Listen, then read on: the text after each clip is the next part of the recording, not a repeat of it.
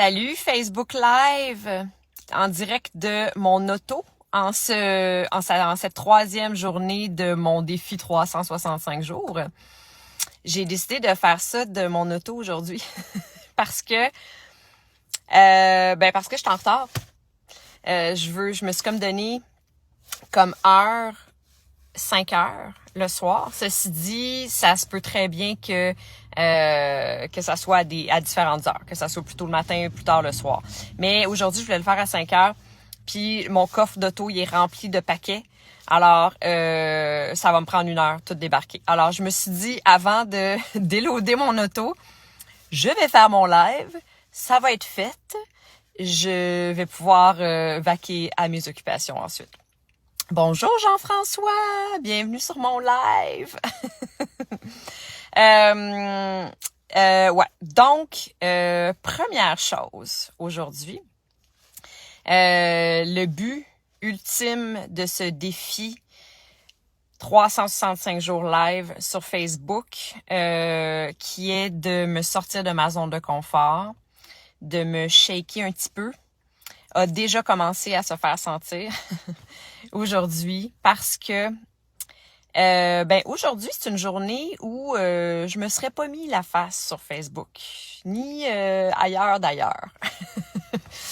Ma journée a commencé avec une petite conversation musclée avec mon propriétaire. Pour ceux qui m'ont écouté hier pendant mon live, sont un petit peu au courant de la situation.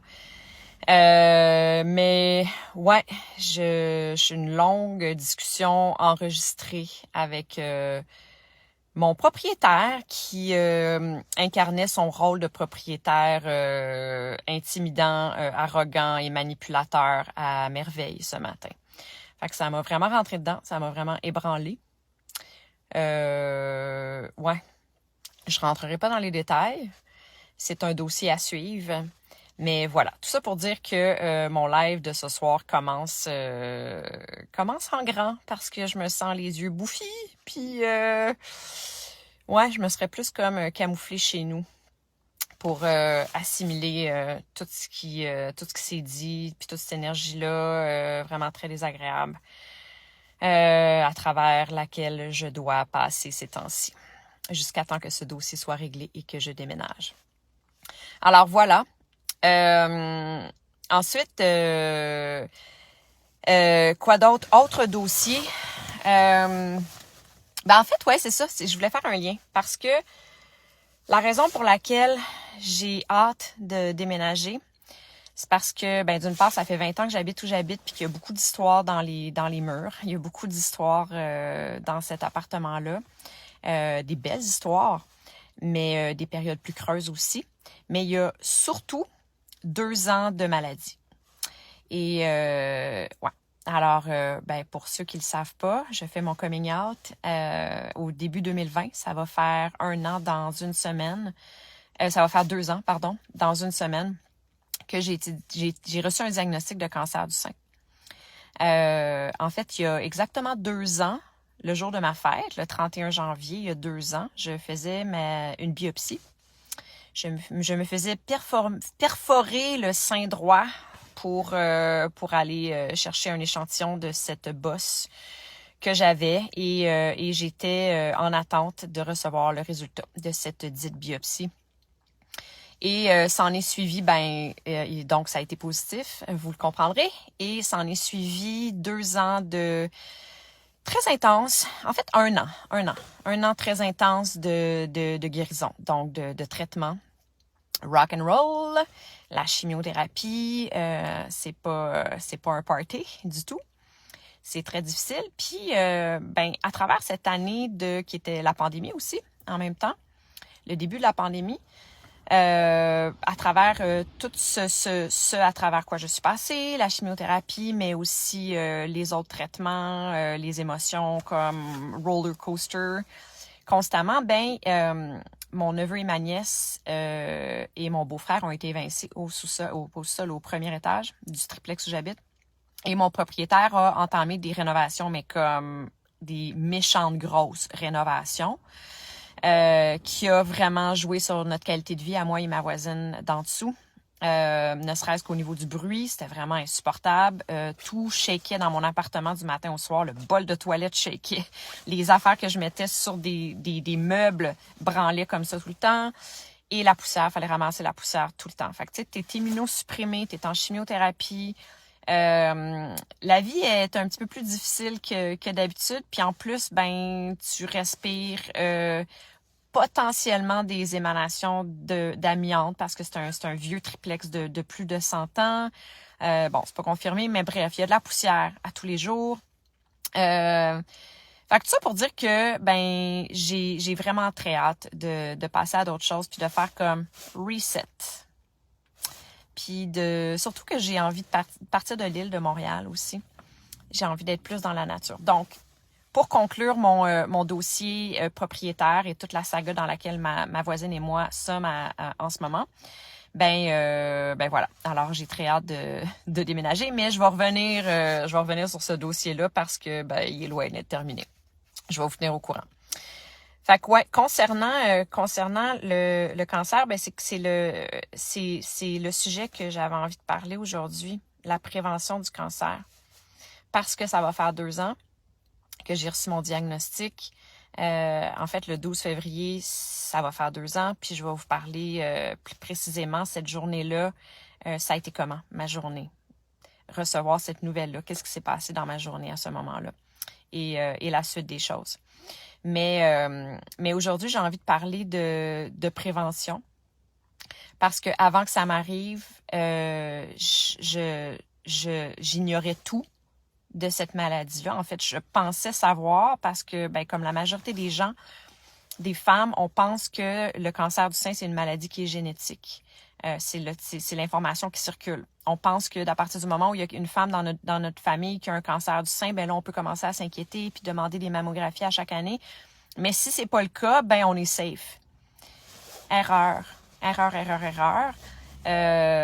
me rappelle dans le passé, il y a plusieurs années, d'écouter 2 de mes amis en train de parler de leur mammographie parce qu'il y avait des femmes dans leur famille qui avaient des cancers du sein. Puis moi, je regardais ça comme un téléspectateur. Là. Je regardais ça comme... J'étais zéro touchée par ça. Là. J'avais beaucoup de compassion pour ce qu'elles vivaient. Mais moi, j'étais complètement à l'abri de ça dans ma tête. Complètement. Puis entre nous 3, ben la personne qui a eu un cancer du sein, c'est moi. C'est pas elle. Parce qu'il y a 80% des cancers du sein sont hormonaux, sont pas génétiques. Fait que ça, c'est déjà la première chose qui est super important à se rappeler pour les femmes. Puis, ben, pour celle-là, il y a 2 hommes. Allô, Richard? Allô, Jean-François? 2 choses qui sont super importantes à se rappeler pour les femmes. C'est d'une part de faire votre self-test. De vous tâter les totons. Les filles, faites-le. Je l'avais jamais fait. Je vais vous expliquer la façon que j'ai découvert la chose. Je commençais à fréquenter un gars. Ça faisait 2 mois. Et lui, il l'avait découvert, mais il m'en avait pas parlé parce que, ben, c'est un petit peu délicat. Je sais qu'à chaque fois que je raconte cette histoire-là, la majorité des gens font comme, ben là, franchement, il te l'a pas dit. Ouais, mais c'est délicat. T'sais. Puis c'est pas un cancer pour lui là, dans sa tête à ce moment-là, c'est pas un cancer. Lui, il pense que c'est un kiss, il pense que je sais pas que c'est d'autre chose.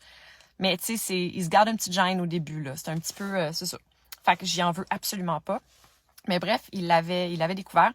Mais moi, je l'ai découvert par moi-même 2 mois après ça, à peu près. Un soir random, je suis assise devant la télévision, puis il y a comme une campagne de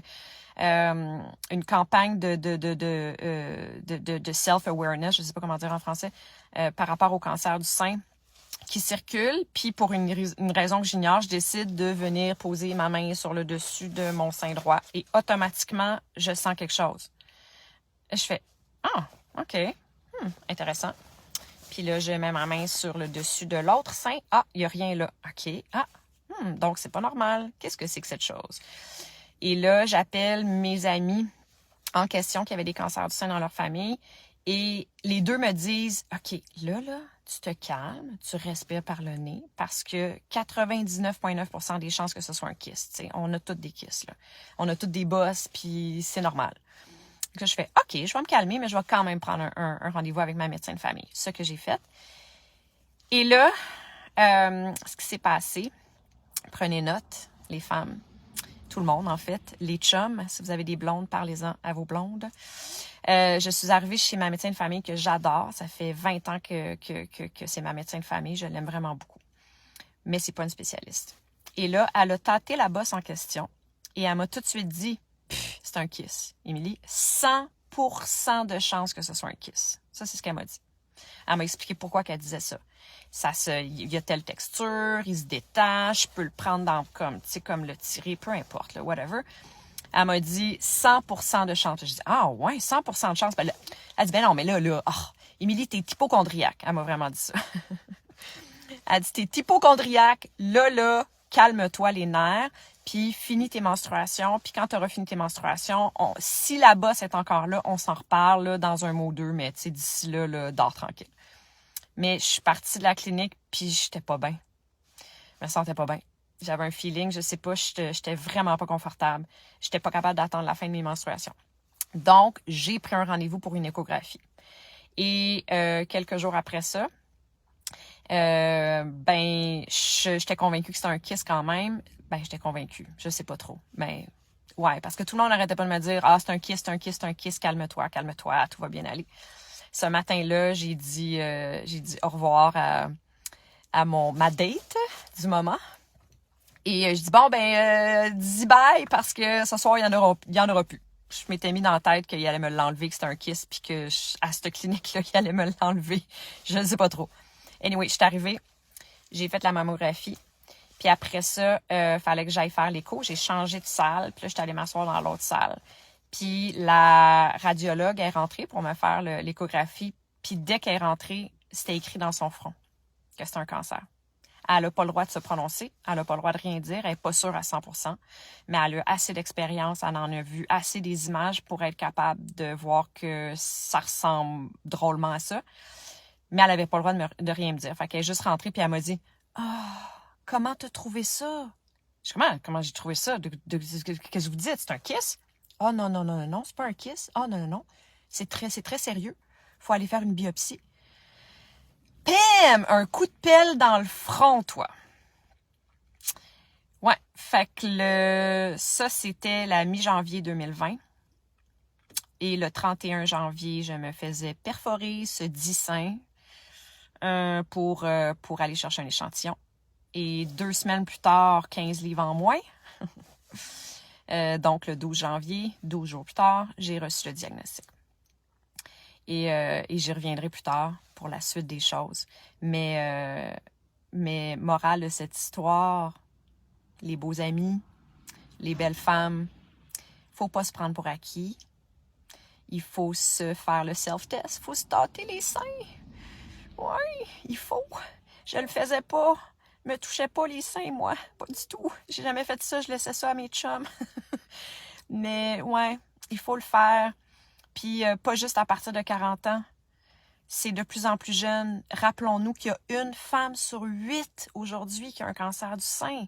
Je veux dire, c'est une épidémie, ça n'a aucun bon sens. En 1970, c'était 1 femme sur 30. On est rendu à 1 femme sur 8. Je veux dire, ça n'a aucun bon sens. Allez hop, les femmes, regardez-vous, puis faites attention à votre santé. Et puis pour tout le reste des choses que j'ai appris dans les 2 dernières années, à travers mon parcours vers la guérison, je vais vous partager ça avec transparence et mon Dieu, je vais tout vous dire, ce que j'ai appris. Je vais tout vous partager ce que j'aurais donc bien voulu savoir avant que ça m'arrive. De la prévention jusqu'à les choix des traitements, jusqu'à l'hormonothérapie sur laquelle je suis en ce moment, jusqu'à la rémission. Je suis en rémission. Je suis cancer-free depuis 1 an et quelques maintenant. C'est super, c'est fabuleux. Je suis en santé, c'est merveilleux. Mais c'est ça. Personne n'est à l'abri de ça. Donc voilà.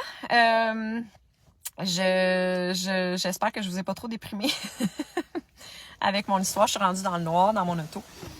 Ouais, donc voilà. Alors, dossier à suivre en ce qui concerne la cour avec mon nouveau propriétaire, la conversation musclée que j'ai eue avec lui ce matin, le fait qu'il m'a traité de raciste. Ouais, c'est un jeu fastidique, puis il m'a traité de raciste. Je veux dire, ça a aucun bon sens. J'ai rien dit, j'ai rien fait. Je suis née à Outremont, j'ai été entourée de jeux fastidiques toute ma vie. C'est ça. Je suis pas obligée de vous dire que je suis pas raciste, là. Je veux dire, c'est clair. Mais il a joué cette carte-là, il a joué la carte de la manipulation, de toutes sortes. Il a tout essayé pour m'intimider. Puis j'ai passé l'avant-midi à pleurer. Ouais. Et je trouvais ça très difficile. Mais là, je me reprends en main, puis ça va être correct. Puis on va gagner. D'une façon ou d'une autre, je ne vivrai plus là dans un avenir rapproché. Souhaitez-moi bonne chance. Bonne soirée tout le monde. Bye!